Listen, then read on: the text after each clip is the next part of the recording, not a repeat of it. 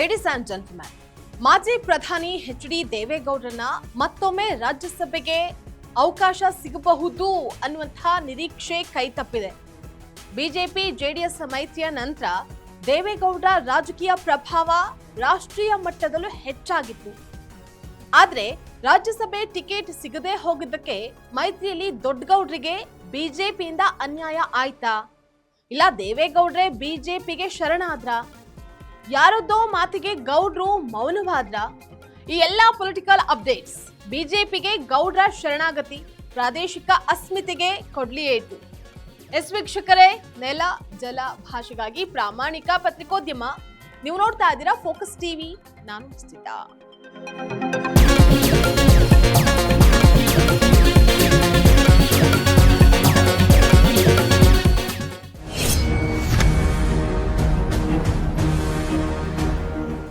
ಸಮ್ಮಿಶ್ರ ಸರ್ಕಾರ ಬಿಜೆಪಿ ಜೆಡಿಎಸ್ನಲ್ಲಿ ದೊಡ್ಡಗೌಡ್ರದ್ದು ಒಂದು ರೀತಿಯ ಗತ್ತು ಗಮ್ಮತ್ತು ಬೇರೆದ್ದೇ ರೀತಿಯಲ್ಲಿ ಇತ್ತು. ಒಂದ್ ಕಾಲದಲ್ಲಿ ಕಿಂಗ್ ಮೇಕರ್ ಆಗಿ ರಾಜ್ಯ ರಾಜಕೀಯದ ದಿಕ್ಕನ್ನೇ ತಿರುಗಿಸಿದಂತಹ ದೇವೇಗೌಡರು ಇಂದಿಗೂ ತಮ್ಮದೇ ಶೈಲಿಯಲ್ಲಿ ರಾಜಕೀಯ ಲೆಕ್ಕಾಚಾರವನ್ನ ಹಾಕ್ತಾ ಇದ್ದಾರೆ. ಸಂದರ್ಭಕ್ಕೆ ತಕ್ಕಂತೆ ಮೈತ್ರಿ, ಸಂದರ್ಭಕ್ಕೆ ತಕ್ಕಂತೆ ನಿಲುವು, ಇದೇ ದೊಡ್ಡಗೌಡ್ರ ರಾಜಕೀಯ ಸ್ಟೈಲೇ ಬೇರೆ ಅಂತ ಅಂದ್ರೆ ತಪ್ಪಾಗೋದಿಲ್ಲ. ಆದ್ರೆ ಇತ್ತೀಚೆಗೆ ದೇವೇಗೌಡರ ದರ್ಬಾರ್ ಕಡಿಮೆ ಆದಂತೆ ಕಾಣಿಸ್ತಾ ಇದೆ. ರಾಜಕೀಯ ಲೆಕ್ಕಾಚಾರದಲ್ಲಿ ಗೌಡ್ರು ಸ್ವಾಭಿಮಾನ ಬಿಡ್ತಿದಾರಾ ಅನ್ನುವಂತಹ ಪ್ರಶ್ನೆಗಳು ಹುಟ್ಕೊಳ್ತಾ ಇದೆ.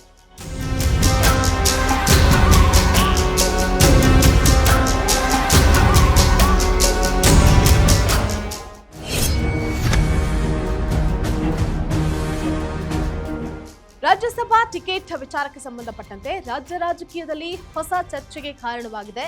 ಮಾಜಿ ಪ್ರಧಾನಿ ಎಚ್.ಡಿ. ದೇವೇಗೌಡ ಅವರಿಗೆ ಎನ್ಡಿಎಯಿಂದ ರಾಜ್ಯಸಭಾ ಟಿಕೆಟ್ ಸಿಗದ ಹಿನ್ನೆಲೆಯಲ್ಲಿ ನಾನು ರಾಜ್ಯಸಭೆಗೆ ಟಿಕೆಟ್ ಅನ್ನ ಕೇಳಿರ್ಲಿಲ್ಲ, ಸುಮ್ಮನೆ ಗಾಳಿ ಸುದ್ದಿ ಮಾಡಿದ್ದೀರಿ ಅಂತ ಹೇಳಿರುವಂತಹ ದೇವೇಗೌಡರು ಮೊದಲೇ ಯಾಕೆ ನಾನು ರಾಜ್ಯಸಭೆ ಆಕಾಂಕ್ಷಿ ಅಲ್ಲ ಅಂತ ಹೇಳಿರ್ಲಿಲ್ಲ? ಯಾಕೆ ಇತ್ತೀಚೆಗೆ ಗೌಡ್ರ ಕುಟುಂಬ ಸೈಲೆಂಟ್ ಆಗ್ತಿರೋದು ಯಾಕೆ? ಮಕ್ಕಳ ಮುಂದಿನ ಭವಿಷ್ಯಕ್ಕಾಗಿ ದೇವೇಗೌಡ್ರೆ ಬಿಜೆಪಿಗೆ ಶರಣಾದ್ರ?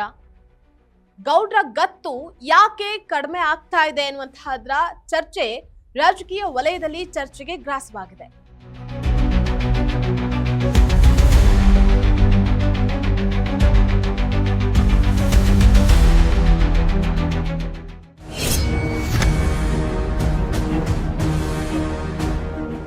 ಹಲವು ಸಂದರ್ಭಗಳಲ್ಲಿ ಪ್ರಧಾನಿ ಮೋದಿ ಹಾಗೆ ಬಿಜೆಪಿ ನಾಯಕತ್ವ ದೇವೇಗೌಡರ ಬಗ್ಗೆ ಗೌರವವನ್ನ ಸೂಚಿಸಿತ್ತು. ಸಂಸತ್ ಮತ್ತು ರಾಷ್ಟ್ರೀಯ ರಾಜಕೀಯ ವಿಚಾರಗಳಲ್ಲಿ ಅವರ ಅಭಿಪ್ರಾಯಕ್ಕೂ ಮಹತ್ವವನ್ನ ನೀಡಲಾಗ್ತಾ ಇತ್ತು. ದೇವೇಗೌಡರ ಪ್ರಭಾವವನ್ನ ಬಳಸಿಕೊಂಡಂತಹ ಬಿಜೆಪಿಗೆ ಹೆಚ್ಚಿನ ಮನ್ನಣೆಯನ್ನ ಪಡೆದುಕೊಂಡು ಇತ್ತೀಚಿನ ದಿನಗಳಲ್ಲಿ ದೊಡ್ಡಗೌಡರು ಯಾವುದೋ ಒಂದು ಒಳ ರಾಜಕೀಯ ಪ್ರಭಾವಕ್ಕೆ ಒಳಗಾಗಿದ್ದಾರಾ? ಒಂದು ವೇಳೆ ಬಿಜೆಪಿಗೆ ಗೌಡ್ರು ಶರಣಾಗಿದ್ರೆ ಮುಂದಿನ ದಿನಮಾನಗಳಲ್ಲಿ ಜನತಾದಳಕ್ಕೆ ದುರಂತದ ಸ್ಥಿತಿ ಬರುವಂತಹ ಲೆಕ್ಕಾಚಾರ ತಪ್ಪಿದ್ದಲ್ಲ. ಅದಷ್ಟೇ ಅಲ್ಲದೆ ಪದೇ ಪದೇ ಗೌಡ್ರು ರಾಜಕೀಯ ವಲಯದಲ್ಲಿ ಸೋಲ್ತಾ ಇರೋದು ಯಾಕೆ? ದೇವೇಗೌಡರ ಶರಣಾಗತಿ ಕನ್ನಡಿಗರ ಮತ್ತು ಒಕ್ಕಲಿಗರ ಅಸ್ಮಿತೆಗೆ ಧಕ್ಕೆ ತರ್ತಾ ಇದೆ ಅನ್ನುವಂತಹದನ್ನ ಮರಿಬಾರದು.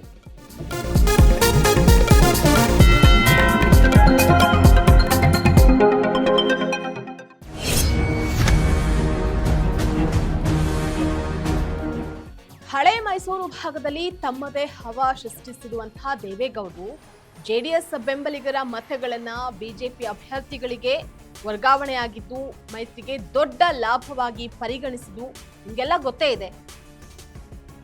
ಪ್ರಾದೇಶಿಕ ಪಕ್ಷಗಳಲ್ಲಿ ಬೆಳೆದು ನಂತರ ಅದೇ ಪಕ್ಷವನ್ನ ಸೂಕ್ಷ್ಮವಾಗಿ ಮುಗಿಸುವಂತಹ ರಾಜಕೀಯ ಲೆಕ್ಕಾಚಾರಗಳು ಹೆಚ್ಚಾಗ್ತಾ ಇರುತ್ತೆ. ಮುಂದಿನ ದಿನಮಾನಗಳಲ್ಲಿ ಜೆಡಿಎಸ್ ಪಕ್ಷ ಸಂಕಷ್ಟಕ್ಕೆ ಸಿಲುಕಿದ್ರೆ ಅದು ಅಚ್ಚರಿಯ ಮಾತಲ್ಲ. ಒಂದು ರೀತಿಯ ಮಕ್ಕಳ ಮೇಲಿನ ವ್ಯಾಮೋಹಕ್ಕೋ ತಮ್ಮ ಮಕ್ಕಳ ಮುಂದಿನ ಭವಿಷ್ಯಕ್ಕಾಗಿನೋ ಗೌಡ್ರು ಗುಡುಗದೆ ಸುಮ್ಮನಾಗಿದ್ದು ಕಾರ್ಯಕರ್ತರಲ್ಲಿ ಚರ್ಚೆಯನ್ನು ಹುಟ್ಟುಹಾಕಿದೆ.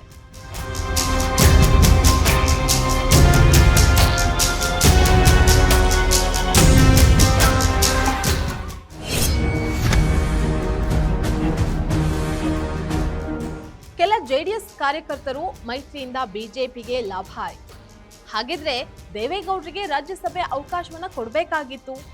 ಯಾಕೆ ದೊಡ್ಡಗೌಡರಿಗೆ ಬಿಜೆಪಿ ಆದ್ಯತೆಯನ್ನ ಕೊಡ್ಲಿಲ್ಲ ಅಂತ ಜೆಡಿಎಸ್ ಕಾರ್ಯಕರ್ತರು ಬೇಸರವನ್ನ ವ್ಯಕ್ತಪಡಿಸಿದ್ದು, ಬೇಕಾದಾಗ ಬಳಕೆ ಮಾಡಿಕೊಂಡು ಬೇಡವಾದಾಗ ಗೌಡ್ರನ್ನ ಬಿಟ್ರ ಅನ್ನುವಂತಹ ಹೇಳಿಕೆಗಳು ಚರ್ಚೆಯಾಗ್ತಾ ಇದೆ.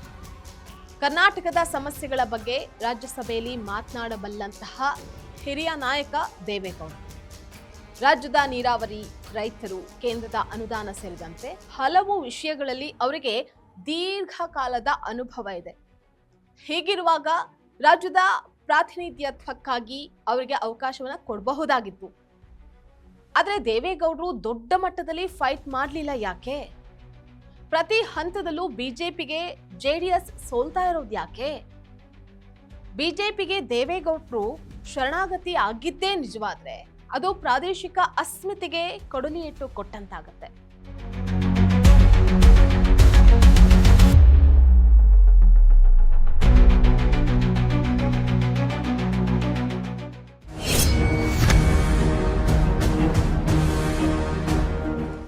ಒಟ್ಟಾರೆ ಮೈತ್ರಿಯಲ್ಲಿ ಲಾಭ ನಷ್ಟದ ಲೆಕ್ಕಾಚಾರಗಳು ಹೇಗೆ ನಡೆಯುತ್ತವೆ, ಪ್ರಾದೇಶಿಕ ಪಕ್ಷಗಳ ಭವಿಷ್ಯ ಯಾವ ದಿಕ್ಕಿನಲ್ಲಿ ಸಾಗುತ್ತೆ ಅನ್ನುವಂಥದ್ರ ದೊಡ್ಡ ಪ್ರಶ್ನೆಗಳು ಹುಟ್ಟುಕೊಳ್ತಾ ಇದೆ. ಜೆಡಿಎಸ್ ಪಕ್ಷದ ಮುಂದಿನ ಹೆಜ್ಜೆ ಏನು? ದೇವೇಗೌಡರ ರಾಜಕೀಯ ಗತ್ತು ಮತ್ತೆ ಮೆರೆಯುತ್ತಾ ಅಥವಾ ಮುರಿಯುತ್ತಾ? ಇದೇ ಒಂದು ಹೊಸ ರಾಜಕೀಯ ತಿರುವಾಗುತ್ತಾ ಅನ್ನುವಂಥದ್ದನ್ನ ಕಾದ್ ನೋಡ್ಬೇಕಾಗಿದೆ. ಇದಾಗಿತ್ತು ಈ ಕ್ಷಣದ ಪೊಲಿಟಿಕಲ್ ಅಪ್ಡೇಟ್. ನೆಲ ಜಲ ಭಾಷೆಗಾಗಿ ನೋಡ್ತಾ ಇರಿ ಫೋಕಸ್ ಟಿವಿ.